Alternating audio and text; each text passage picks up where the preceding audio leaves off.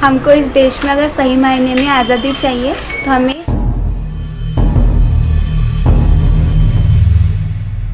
तो साथियों कैसे आप सब, उम्मीद है आप सभी लोग ठीक होंगे। और कल मैंने एक वीडियो डाला तो जो साथी आपने देखा जो कि जिसमें मैंने किताबों के बारे में बहुत सारी जानकारी दी। उसमें से मैंने जब मेरी एक बहुत खास किताब जो मैंने ढूंढा, जो महात्मा फुले की लिखी हुई किताब है, उस किताब को मैंने ढूंढा तो वो किताब मुझे नहीं मिली। और उसी किताब को जब मैंने सोचा कि मैंने वो किताब किसे दी है तो मुझे पता चला कि हमारे एक मिशनरी साथी है जो मेरे ही घर के पास में रहते हैं, तो उनको मैंने वो किताब दी है और वो किताब उनसे अभी लेने जाना है। अभी मैं अभी सुबह के अभी तकरीबन 10 बज रहे हैं और अभी होता है मम्मी को लेने का टाइम। मम्मी हॉस्पिटल में जॉब करते हैं तो वो हेल्थ केयर वर्कर है, तो उनको अभी वहाँ से लाना है और उसके बाद में मैं फ्रेश होऊंगा और फिर अपने ब्लॉग को अपन शुरू करेंगे। तो आप अगर चैनल पर नए हैं तो चैनल को सब्सक्राइब जरूर करिएगा और बेल आइकन को प्रेस कर देगा। चलिए ब्लॉग को शुरू करते हैं।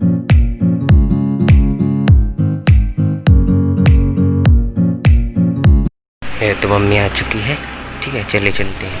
तो साथियों मैं घर पहुंच चुका हूं और अभी मैं जल्दी से फ्रेश होता हूं और फ्रेश होने के बाद मैं आपको बताता हूं कि आज कौन सा दिन विशेष है, किस महापुरुष की आज जयंती है, वो सारी इन्फॉर्मेशन दूंगा। तो व्लॉग में आखिर तक के बने रहिएगा। तो मैं हो चुका हूं रेडी और जिस महापुरुष के बारे में मैं बताने वाला था उस महापुरुष ने ये बात कही कि मेरे दाढ़ी में जितने बाल हैं उतने बहुजन समाज के विद्यार्थियों को मैं शिक्षित करूंगा। अगर प्रस्थापितों के नाक में अगर मैंने दम नहीं कर दिया, उनके छाती के ऊपर में खड़ा होकर अगर मैं ये काम नहीं कर दिया, तब तक मैं अपने पैरों में चप्पल तक नहीं पहनूंगा। ये बात उन्होंने कही। ये कौन से महापुरुष है जल्दी बताने वाला, व्लॉग में बने रहिएगा। तो साथियों जिन मिशनरी साथी के घर में मुझे जाना है और जो किताब है गुलामगिरी मुझे उनसे लेना है, तो उनके घर में जैसे ही मैंने जाने के लिए सोचा तो मेरी गाड़ी थोड़ी ख़राब हो चुकी है और उसको सुधारने के लिए मैंने पापा को बोला है, आप देख सकते हैं।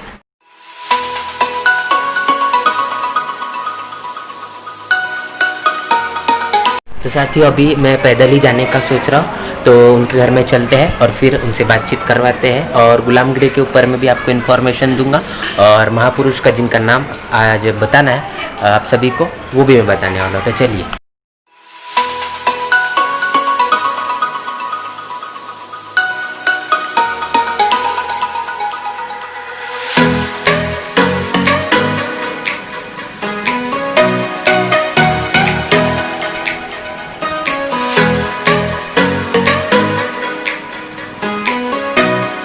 तो साथियों जस अभी घर आने वाला है, पैदल चल चल के थोड़ा हालत ख़राब हो चुकी है। पहले के समय में हम देखते हैं कि हमारे जो दादा परदादा लोग जहाँ पर चलते थे वो मोस्टली ऐसी जगह थी कि वो पैदल ही चलते थे बाइक से, और बाकी सारी चीज़ें उस समय में उतनी अवेलेबल नहीं थी। तो साथियों मैं आपको बताने वाला था कि आज जिस महापुरुष की जयंती, उस महापुरुष का नाम है कर्मवीर भाऊराव पाटिल।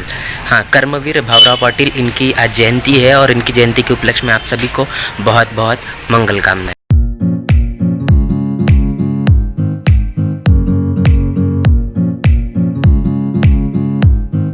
तो साथियों अभी हम आरती मेश्राम इनके घर पर आए और गुलामगिरी जो किताब है, ये किताब मुझे मिल चुकी है जो इनको मैंने पढ़ने के लिए दिया था। और अभी हम देख रहे हैं कि फुले शाह बाबा साहब के मिशन का काम फिजिकली हम लॉकडाउन के कारण काफ़ी जगह पर जाकर नहीं कर पा रहे हैं। तो अभी इनसे जानते हैं कि अभी हम किस तरीके से इस आइडियोलॉजी को स्प्रेड कर रहे हैं। जय भीम। मेरा नाम आरती मेश्राम है और पिछले 2 सालों से 2018 से मैं बहुजन समाज पार्टी में जुड़ी हुई काम कर रही हूँ।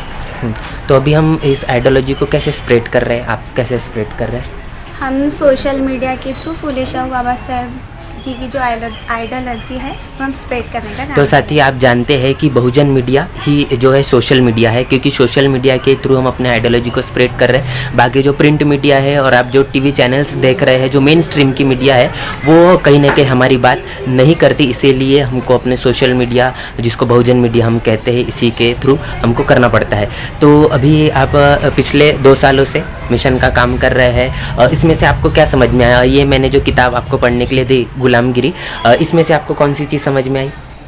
इसमें मुझे 2 बातें समझ में आई। पहली तो जो गुलामगिरी है वो अंग्रेज़ों के वक्त से थी और अभी जो दूसरी गुलामगिरी है वो जाति व्यवस्था पर टिकी हुई है। हमको इस देश में अगर सही मायने में आज़ादी चाहिए तो हमें शासन करती जमात बनना पड़ेगा और बहुजन समाज पार्टी की सरकार लाना पड़ेगा। जय भीम। तो साथियों तो साथ ही इनकी बात से हमको समझ में आया कि अगर हमको इस देश के अंदर में शासन करती जमात बनना है तो बहुजन समाज पार्टी की सरकार हमको इस देश के अंदर में लाना पड़ेगा, जो एकमात्र ऐसी हितैषी पार्टी है जो फुले शाह बाबा साहब की आइडियोलॉजी को पूरे विश्व में, पूरे भारत भर में स्प्रेड करने का काम करती है। और आप भी इस विचारधारा को बढ़ाने का निरंतर काम करिए। अभी मैं चल रहा हूँ घर और इस किताब के बारे में भी आपको कुछ जानकारी दूंगा, और आज जिनकी जयंती है उनकी जयंती के उपलक्ष्य में और डिटेल में आपको इन्फॉर्मेशन देने वाला हूँ, तो व्लॉग में आखिर तक के बने रहिएगा।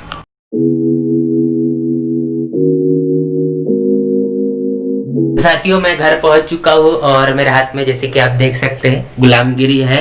और ज्योतिबा फुले की जो बात मैं आपको बताना चाहता हूँ कि ज्योतिबा फुले दोनों हाथ से लिख सकते थे और उन्होंने एक समाज की स्थापना की जो कि सत्यशोधक समाज की स्थापना, और इसी सत्यशोधक समाज के स्थापना के एक सदस्य रहे जिनकी आज जयंती है। उनके बारे में मैंने आपको सुबह बताया, जो है पर कर्मवीर भाऊराव पाटिल। कर्मवीर भाऊराव पाटिल ने अपने समय में एक रैयत शिक्षण संस्था की स्थापना की थी। अब ये रैयत का मतलब क्या होता है ये भी मैं बताने वाला हूँ। तो साथियों, रैयत शिक्षण संस्था की स्थापना कर्मवीर भाऊराव पाटिल इन्होंने की, और इनका जो जन्म आज ही के दिन 22 सितंबर 1887 को हुआ था, जो कि कुंभुज कोल्हापुर में आता है, जो कि महाराष्ट्र में। यहाँ पर इस महापुरुष का जन्म हुआ और उन्होंने अपने जीवन में जो निर्णय लिया कि बहुजन समाज से आने वाले जो विद्यार्थी है जिनको सदियों से एजुकेशन नहीं दिया गया, ऐसे तमाम तरीके लोगों को एजुकेशन देने का काम उन्होंने अपने समय में। तो साथियों, रैयत का मतलब बताने से पहले कर्मवीर भाऊराव पाटिल इनके समय का एक किस्सा मैं आपको बताता हूँ कि कर्मवीर भाऊराव पाटिल ने जब विचार किया कि मुझे एक रैयत शिक्षण संस्था की स्थापना करनी है, तब उस समय में भांडवलदारी चलती थी और उस समय में पैसों की कमी होने के कारण वह उस काम को करना बहुत मुश्किल हो रहा था। तब एक मारवाड़ी समाज का व्यक्ति कर्मवीर भाऊराव पाटिल के पास में आता है और वो कहता है कि कर्मवीर भाऊराव पाटिल, मैं आपको 1 लाख रुपए नहीं तो मैं आपको 2 लाख रुपए देता हूँ, और आप जो शिक्षण संस्था की स्थापना करना चाहते हैं वो आप कर सकते हैं, बस मेरी एक छोटी सी शर्त है। तो भाऊराव पाटिल कहते हैं कि आपकी क्या शर्त है? तब वो मारवाड़ी व्यक्ति कहता है कि जिस शिक्षण संस्था का नाम आप रैयत रख रहे हैं, रैयत शिक्षण संस्था का आप जो नाम रख रहे हैं, इस नाम को बदलकर आप मेरा नाम दे दीजिए। और इस बात को सुनकर कर्मवीर भाऊराव पाटिल बहुत गुस्सा हो जाते हैं और उसको वहां से दफा होने के लिए कहते हैं कि मैं अपने बाप का नाम बदल दूंगा, लेकिन इस रैयत शिक्षण संस्था का नाम नहीं बदलूंगा, क्योंकि ये छत्रपति शिवाजी महाराज की देन है। छत्रपति शिवाजी महाराज अपने समय के अंदर में जो लोग उनके साथ में थे, जो लोग उनके राज्य के थे, अपने स्वराज्य के लोगों को वो रैयत कहते थे। रैयत का मतलब होता है, एक मराठी शब्द है, जो कि खुद की जमींदारी या खुद की मालकियत की जो चीज होती है उसको रैयत कहा जाता है। और इसीलिए छत्रपति शिवाजी महाराज ने अपने समय में स्वराज्य कहा है। स्वराज्य मतलब सबका, सभी का, जो व्यक्ति इसका उद्गार करेगा वो उसका राज्य हो जाएगा। तो साथियों, कर्मवीर भाऊराव पाटिल जो कि पद्म भूषण भी रहे, और उन्होंने जिन शिक्षण संस्था की स्थापना की उसके अंदर में 2017 के अंदर एक एनालिसिस के थ्रू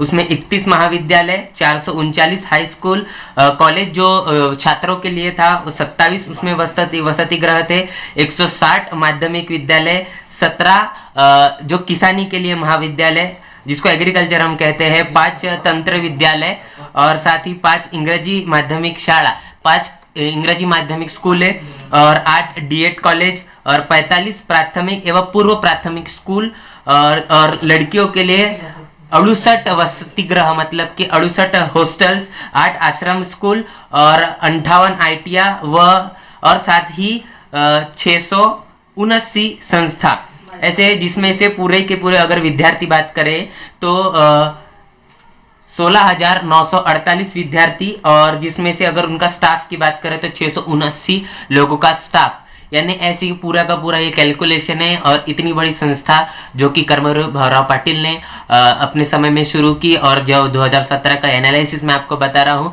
और सबसे बड़ी बात है साथियों कि ऐसे महापुरुष हमारे समय के अंदर में हुए जिनकी बदौलत आज हम एजुकेशन ले पा रहे हैं, जिनकी बदौलत हमें हॉस्टल क्या होता है इस बात की जानकारी हुई। लेकिन तभी भी इन तमाम महापुरुषों के इतिहास को हमसे छुपाया जाता है, और सोशल मीडिया के थ्रू, और इसी तरीके से हम सोशल मीडिया के थ्रू ये कोशिश करते हैं कि ये सारी इंफॉर्मेशन आप तक के शेयर करें। अगर ये व्लॉग को आज हम यहीं पे खत्म करते, ये व्लॉग अगर आपको पसंद आता है तो इसे लाइक जरूर करिएगा, कमेंट करिएगा, शेयर करिएगा, और आप चैनल पर नए हैं तो सब्सक्राइब करिएगा। मिलते हैं अगले व्लॉग में, तब तक के लिए जय भीम, जय भारत।